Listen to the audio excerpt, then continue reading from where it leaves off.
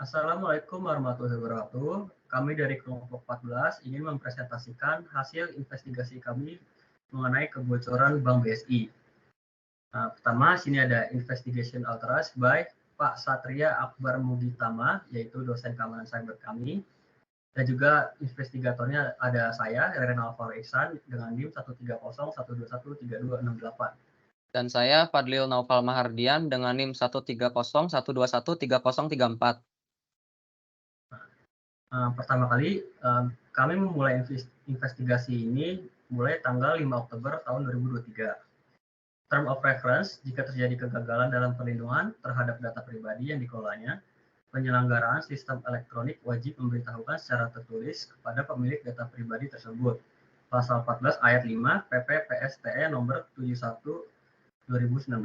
Setiap penyelenggara sistem elektronik wajib memberitahukan secara tertulis kepada pemilik data pribadi jika terjadi kegagalan perlindungan rahasia. Perlindungan rahasia data pribadi dalam sistem elektronik yang dikelolanya. Pasal 28 butir C Permenkominfo nomor 20 2016.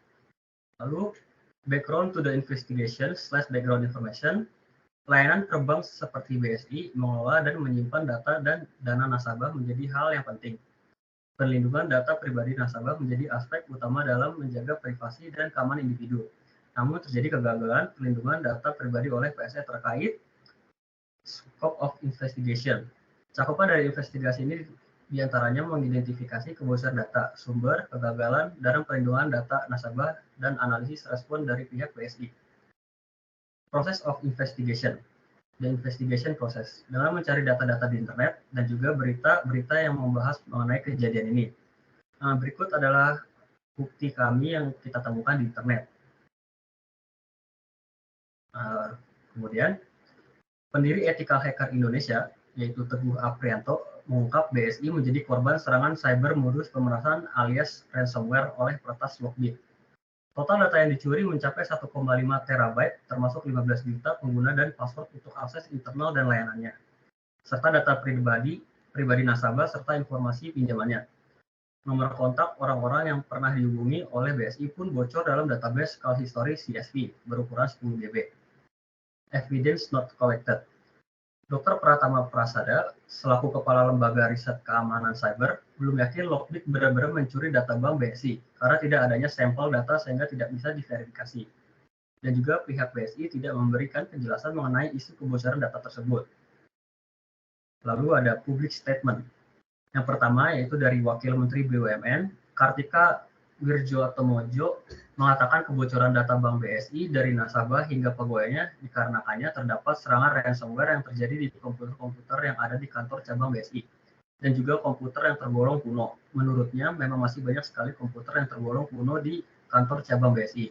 Komputer-komputer ini masih dalam tahap pembaruan setelah proses merger bank syariah BUMN tersebut.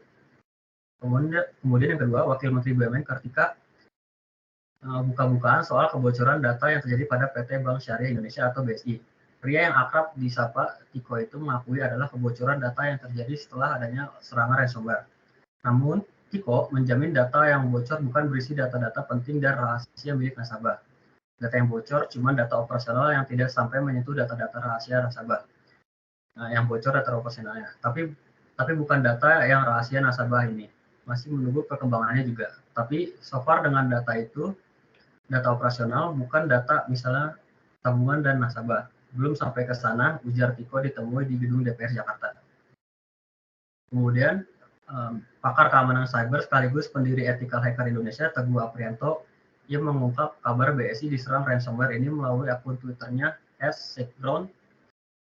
Kutip, setelah kemarin seluruhnya layanan Bank BSI_ID offline selama beberapa hari dengan alasan maintenance. Hari ini konfirmasi bahwa mereka menjadi korban ransomware. Total data yang dicuri sebesar 1,5 terabyte, diantaranya 15 juta data yang pengguna dan password untuk akses eksternal dan lainnya yang mereka gunakan. Tulis Teguh Aprianto melalui akun Twitternya yaitu @sekground. Kemudian, Kepala Eksekutif Pegawai Perbank OJK Diana Edina Rai mengatakan, namun belum bisa kita simpulkan apakah data yang keluar ini merupakan data valid BSI. Kemudian the investigation finding, summary of writing and digital evidence. Kebocoran data Bank Syariah Indonesia atau BSI terjadi karena adanya serangan ransomware. Serangan itu terjadi di komputer-komputer yang ada di kantor cabang BSI. Memang masih banyak sekali komputer yang tergolong kuno di kantor cabang BSI. Komputer-komputer ini masih dalam tahap pembaruan setelah proses merge Bank Syariah BUMN tersebut. Data yang bocor bukan berisi data-data penting dan rahasia milik nasabah. Data yang bocor cuma data operasional yang tidak sampai menyentuh data-data rahasia nasabah. Data yang bocor kebanyakan merupakan data mengenai aplikasi kredit ataupun data marketing bank. Summary of Witness Evidence. Wakil Menteri BUMN, Kartika Wirjoatmojo, mengatakan kebocoran data Bank Syariah Indonesia atau BSI terjadi karena adanya serangan ransomware. Serangan itu terjadi di komputer-komputer yang ada di kantor cabang BSI. Nah, kutip, komputer kalau di cabang-cabang lama kan masih PC-PC lama kan, itu kan masih ada USB. Kadang orang masih bisa masukin virus juga dari PC itu. Jadi virus itu bukan cuma masukin dari online. Kadang-kadang dia masuk melalui PC-PC tua itu. Kutip-kutip. Ungkap pria yang akrab disapa Tiko, itu ditemui di gedung DPR Jakarta. Data yang bocor bukan berisi data-data penting dan rahasia milik nasabah. Data yang bocor cuma data operasional yang tidak sampai menyentuh data-data rahasia nasabah. Dan data yang bocor kebanyakan merupakan data mengenai aplikasi kredit ataupun data marketing bank yang bocor data operasional, tapi bukan data rahasia nasabah. Ini masih menunggu perkembangannya juga, tapi so far datanya itu data operasional, bukan data misalnya tabungan data nasabah. Belum sampai ke sana, ujar Tiko ditemui gedung DPR Jakarta. Fact established. Telah dikonfirmasi bahwa nasabah menjadi korban ransomware total. Total data yang dicuri 1,5 terabyte, diantaranya 15 juta data pengguna dan password untuk akses internal dan lainnya yang mereka gunakan. Fakta yang dapat diambil adalah data sebesar 1,5 terabyte dijual dan disebarkan ke publik seharga 20 juta dolar atau sebesar 296 miliar rupiah oleh Lockbit 3.0. Fact that could not be established. Walaupun sudah banyak yang mengatakan data Bank BSI bocor dan dijual ke publik, namun belum diverifikasi kebenaran data yang dicuri valid atau tidak. Sekian dari saya akan dibacakan oleh teman saya. Selanjutnya, risk analysis. Berikut adalah tahapan analisis risiko yang dapat dilakukan. Yang pertama, daftar semua aset yang penting untuk dilindungi. Yang pertama ada data pribadi nasabah yang berupa nama, alamat, nomor telepon, password, nomor rekening. Selanjutnya, informasi keuangan yang berupa riwayat transaksi dan saldo. Lalu ada sistem BSI yang berupa server dan sistem keuangan. Lalu ada infrastruktur TI yang berupa sistem informasi BSI dan jaringan. Kedua ada tabel justifikasi resiko keamanan informasi terhadap daftar aset yang sudah diidentifikasi. Aset yang pertama itu data pribadi nasabah dengan confidentiality-nya 3, integrity 3, completeness 3, availability 3, loss 3, dan impact level juga 3. Yang kedua, aset kedua adalah informasi keuangan dengan confidentiality 3, integrity 3, completeness 3, availability 3, loss 3, impact level 3. Yang ketiga, aset ketiga adalah sistem BSI dan confidentiality 3, integrity 2, completeness 2, availability 2, loss 3, impact level 3. Aset keempat ada infrastruktur TI dengan confidentiality 3, integrity 2, completeness 2, availability 2, loss 2, impact level 2. Lalu dapat dari aset-aset tersebut, aset pertama yaitu infrastruktur TI adalah high impact. Begitu pula dengan data pribadi nasabah, informasi keuangan, dan sistem BSI. Didapat infrastruktur TI adalah low likelihood. Lalu data pribadi nasabah, informasi keuangan, dan sistem BSI adalah high likelihood. 3. Dampak apabila terjadi kegagalan sistem dalam melindungi aset tersebut dari resiko yang teridentifikasi. Yang pertama, reputasi Bank BSI menurun akibat hilangnya kepercayaan nasabah. Yang kedua, dapat dituntut secara hukum. 3. Kerugian operasional yang terjadi akibat terganggunya layanan perbankan. 4. Daftar celah keamanan atau vulnerability yang tersedia. Yang pertama, rentan terhadap serangan malware. Kedua, enkripsi data yang lemah. 3. Tidak memperbarui perangkat lunak secara teratur. Lalu yang kelima, daftar ancaman siber atau cyber threat. Yang pertama ada serangan ransomware, lalu ada serangan malware, serangan phishing, serangan DDoS, ancaman siber dari dalam atau internal. Lalu yang keenam, daftar hasil analisa resiko secara keseluruhan. Yang pertama meningkatkan keamanan internal. Yang kedua, meningkatkan solusi agar enkripsi data menjadi lebih kuat. Yang ketiga, melakukan pelatihan keamanan siber bagi karyawan bank. Selanjutnya ada justifikasi aset. Untuk aset pertama yaitu data pribadi nasabah, ancamannya adalah serangan malware, phishing. Adalah serangan yang dapat menyerang data pribadi nasabah. Lalu confidentiality-nya 3 atau high, yaitu kerahasiaan data pribadi nasabah sangat tinggi dan jika terjadi kebocoran akan merusak reputasi bank dan bisa dituntut hukum. Integritasnya 3, jika integritas data nasabah terganggu, data pribadi nasabah dapat dimanipulasi.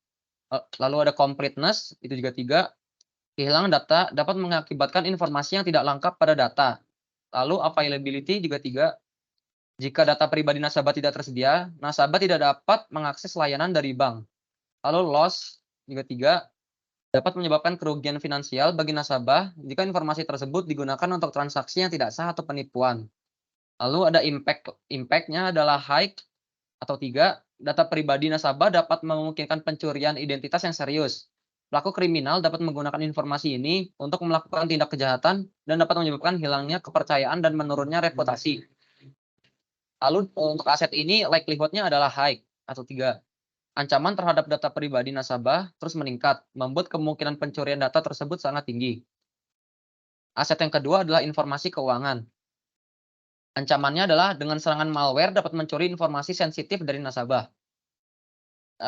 Lalu ada confidentiality-nya 3, kerahasiaan informasi keuangan sangat tinggi dan jika terjadi kebocoran dapat membahayakan privasi dan keamanan finansial mereka. Integrity-nya adalah 3, jika integritas informasi keuangan terganggu, dapat menghasilkan informasi yang tidak akurat. Lalu completeness-nya juga 3, kekurangan kelengkapan informasi keuangan dapat menyebabkan kesalahan dalam pengelolaan data, termasuk kesalahan penyimpanan atau pengambilan data yang dapat menyebabkan kehilangan data atau kekurangan data yang diperlukan. Lalu ada availability-nya, dia 3, yaitu ketersediaan informasi keuangan nasabah sangat penting untuk menjaga kepercayaan pelanggan. Lalu ada loss-nya 3, potensi kerugian finansial yang besar.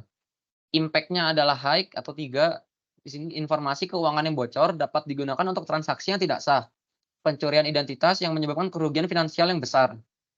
Untuk aset ini likelihood-nya adalah high atau 3, tingkat serangan siber yang tinggi dapat meningkatkan kemungkinan terjadi kebocoran data keuangan.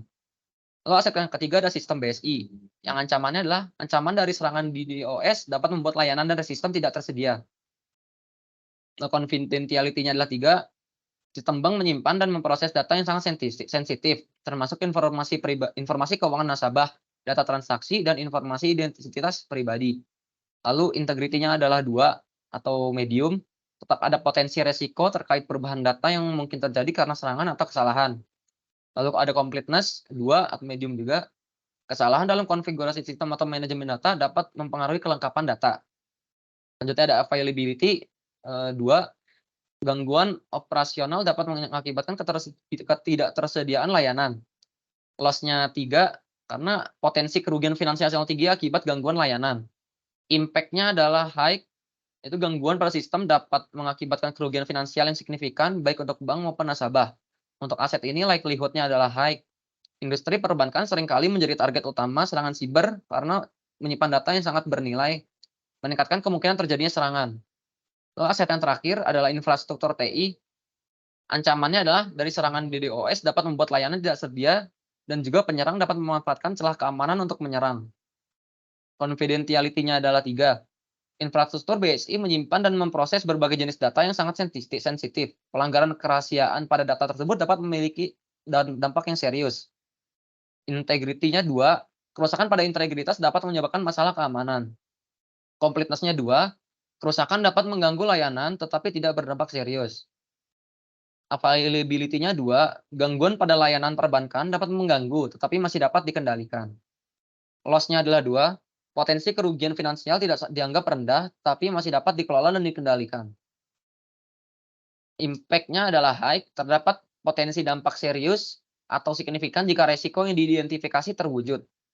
Untuk aset ini likelihood-nya adalah low, karena meskipun resiko gangguan perjaringan masih ada, kemungkinan terjadi gangguan yang signifikan relatif rendah jika dikontrol atau dikendalikan dengan tepat.